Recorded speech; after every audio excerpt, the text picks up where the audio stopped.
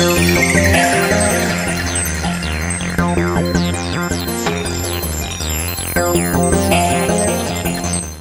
is up, Squared Nation? Welcome back to No Counters, No Combos, and today we're going to be talking some tech.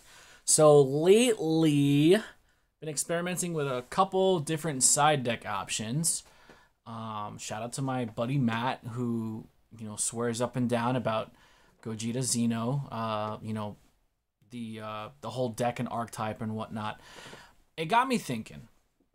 At first, obviously you have to respect the matchup. So at first it got me thinking, what's the best side deck option against this? And of course it's, Crisis Crusher just screams in my mind about being an effective counter to that strategy because the majority of the time they're playing 1-drops early. Crisis Crusher also does have a lot of applications against OG Broly with the 1-drop Paragus, and a couple of other decks that might, rely on early, 1-drops, especially a hard counter to Dark Power Black Masked Saiyan. But there's a card that's even better, in my opinion, than Crisis Crusher. And today we're going to be talking about Supreme Kai of Time, Time Disruptor. Now, this card came out in the first anniversary box that we ever got in the Dragon Ball Super card game.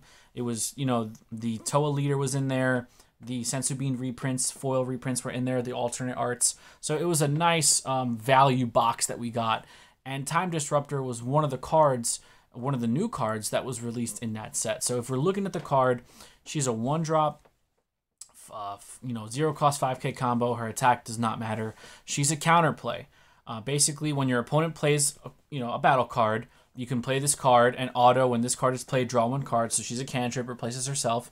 And then her effect states when she's played via counterplay, battle cards that cost 2 or less cannot attack until the start of your opponent's next turn. So if you're playing it on your opponent's turn, 2 drops or less will also not be able to attack on your turn as well. Now, why is this good? Well, if you're, trying to hate against Gogeta Xeno, a lot of their aggression is put off early with their 1-drops. So if you can stall a couple of turns, obviously you can get your engine going and you might be able to defensively play against it as well. But Launch is a very popular deck as well. And Time Disruptor does hit the 2-drop 16k Piccolo that we got from Draft Box 6, which is basically the bread and butter of the deck because he comes in, Alliance, burn you for 1. He usually sits around 26 to 31 double strike, and it's just a lot of aggression, a lot of pressure. So if you can go ahead and, play Time Disruptor in response to Piccolo summon or to Piccolo coming into play, they won't be able to activate Alliance because they never get a battle step with their, their 2 or less, right? So it's just one of those cards that you might want to look at that has a lot of different applications. For all of you Dark Broly players out there, this card, if you side it, it doesn't hurt you at all.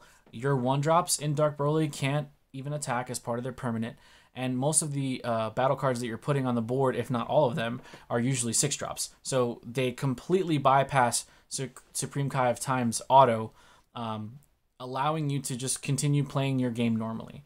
Sin Shenron is also a deck that doesn't have to worry about attacking with little guys because they're not going to really attack with their Black Star Dragon Balls. They're just going to go ahead and evolve over them and bring out their big beefy boys. So this might also be a nice tech option for Sin Shenron if they're worried about early aggression.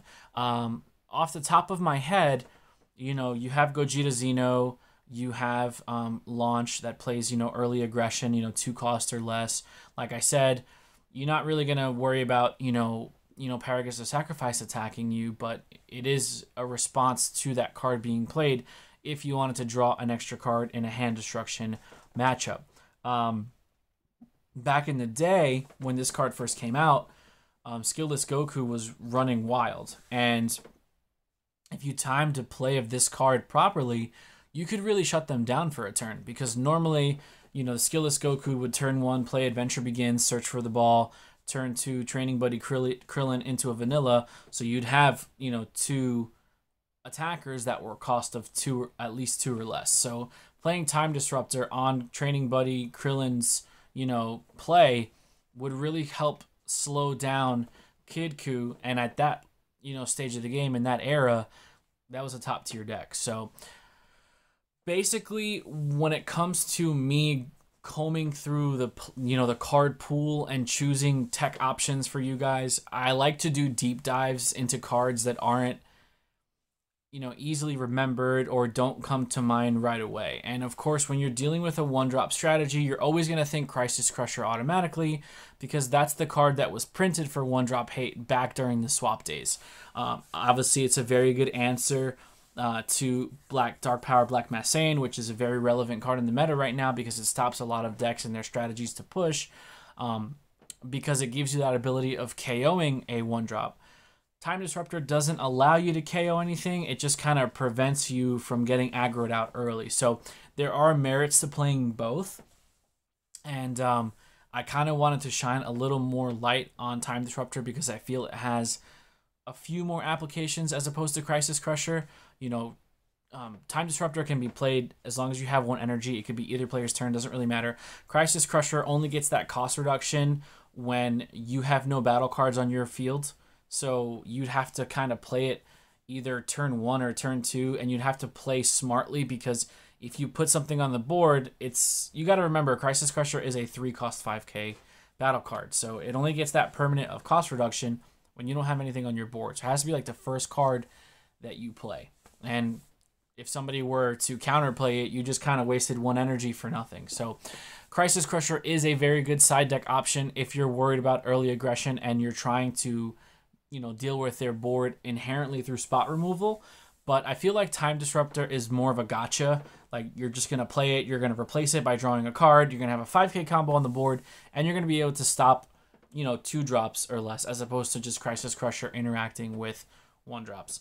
So let me know in the comment section down below what you guys think about Time Disruptor. Are you playing it in your sideboards? Do you feel like there's much more efficient answers to early aggression in the game? I'm sure there are, but it's just something that I wanted to kind of go over because it's been really successful for me in testing lately. So don't forget to like, share, comment, subscribe. Please hit that notification bell so you guys can stay up to date with everything No Counters, No Combos.